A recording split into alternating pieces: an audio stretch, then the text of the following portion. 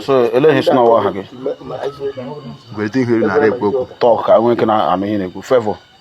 Favor who? Okori. From where? Imo State Nkwere. From Imo State Nkwere. So ele himre gi. Ntum cheporom. Antigi. Chopro gi.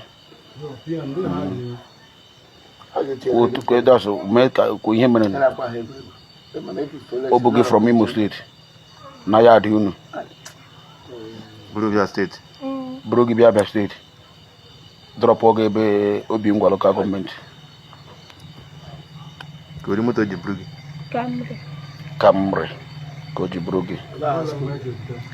So ela high school in Agana Imo State. Eso Girls College. Eso Girls College. No na ebe. So Nkwere. No na Nkwere. Okay. Okay.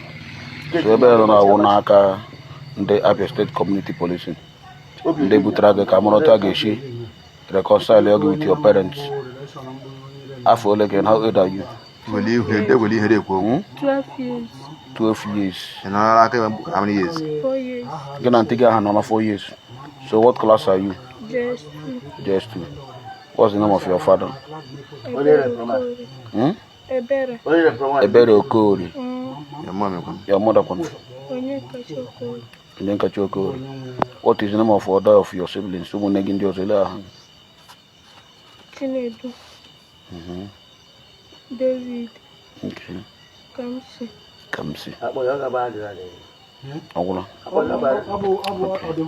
Yeah, Abia State Community Policing. Obingwa. Command. Abia State. I'm Butra this girl. This evening, around 8 p.m. Also, my auntie Imo State, Buria, Butena Abia State, be drop away beside Obingwa local government. Say no, Nenya Sobu, get drop away, ya drop away with the Camry motor. Then ya turn happy no Obingwa Bala. Thank you.